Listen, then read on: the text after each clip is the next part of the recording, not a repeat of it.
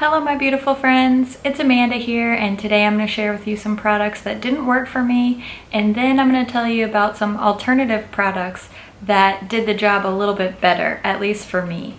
So a couple of disclaimers. First of all, this is not a dupes video. I'm not duping these products. I'm just giving you a suitable alternative, and I will try to keep them close in price, but they may not be exactly the same.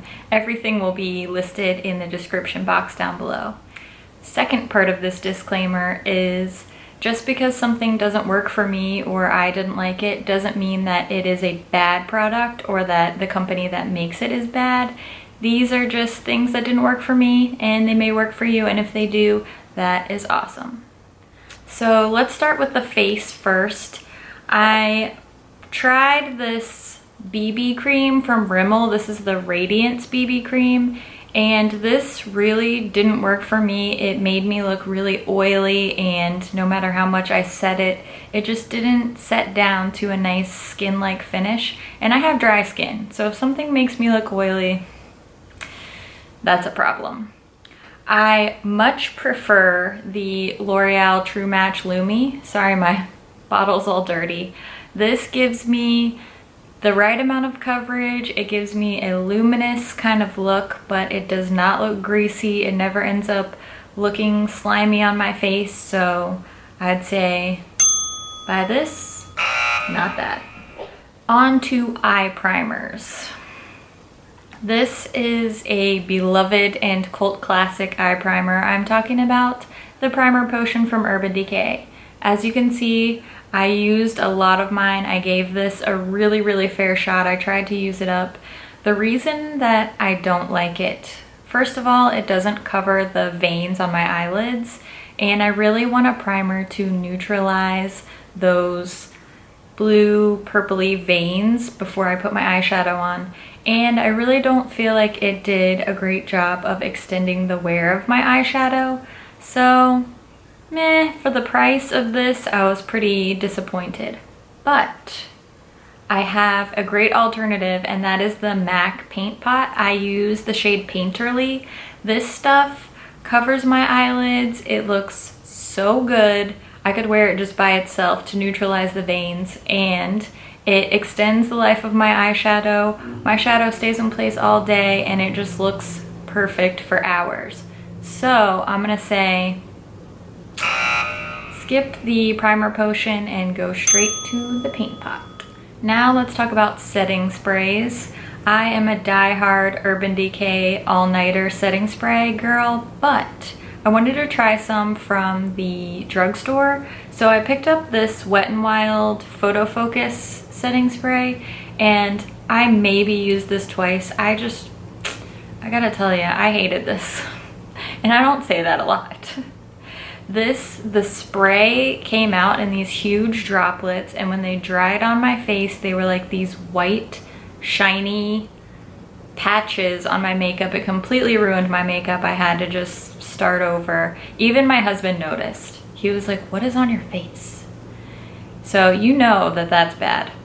But this dewy finish, I have the dewy one. I haven't tried the matte one because I'm dry, so I prefer a dewy finish.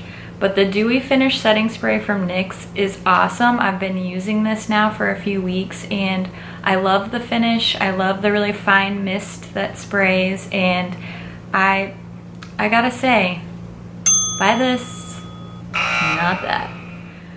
Okay, let's talk about drugstore eyeliners. I have been trying a lot of different eyeliners, high-end and drugstore, to find something that lasts in my waterline. And so many people recommended the Rimmel Scandaleyes eyeliner. This stayed in my waterline okay, but it stung my eyes so badly that I had to wipe it off because I couldn't deal with it, and I don't have sensitive eyes. So I did find a great alternative, and that's the Retractable Waterproof liner from NYX. This stuff lasts for hours in my waterline. I didn't have any stinging. They have a great color range. So I'm gonna say go with the NYX and ditch the Rimmel. Sorry, Rimmel. 2 Rimmel products. Now for another repeat offender, I'm going back to a Wet n Wild product that did not work for me, and that's the One Step Wonder Gels.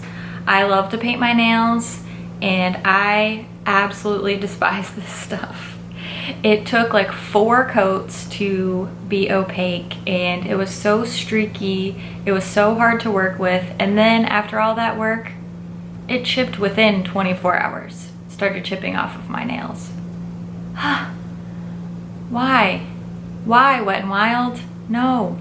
A great alternative to the Wet n Wild Wonder Gel is the Miracle Gel from Sally Hansen. I love this stuff. It lasts forever. I will go 5 or 6 days before this starts chipping, which is magic in the nail polish world. I think this is a little bit more expensive, but it's totally worth it because it's so much less work. I'm gonna say go with the Sally Hansen, skip the Wet n Wild. Okay, a couple of lip products now.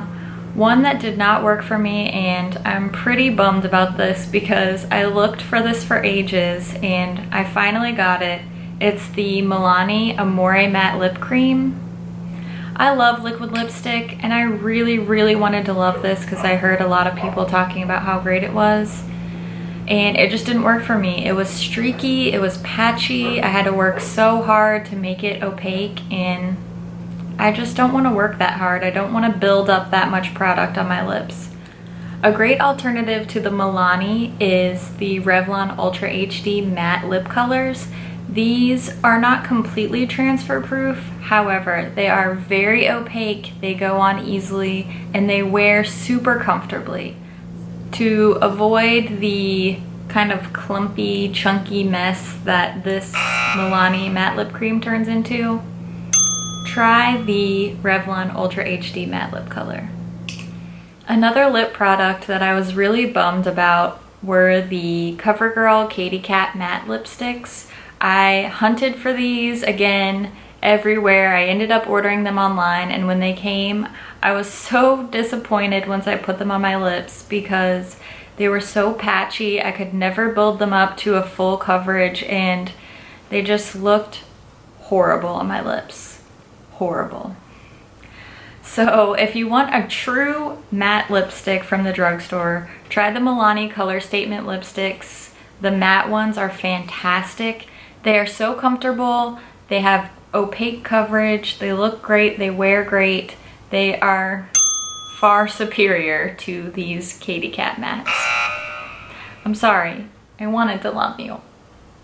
I don't want this to be perceived as brand bashing or anything like that. And like I said, if you love any of these products and they work great for you, then that is awesome. But they didn't work for me. I really am not big on making negative videos or posting negative reviews. Typically, if I don't like something, I just won't talk about it. But I hope that this video is helpful for you. If you've had any of the same issues with these products that I have, then maybe I can help you find something that's a suitable alternative.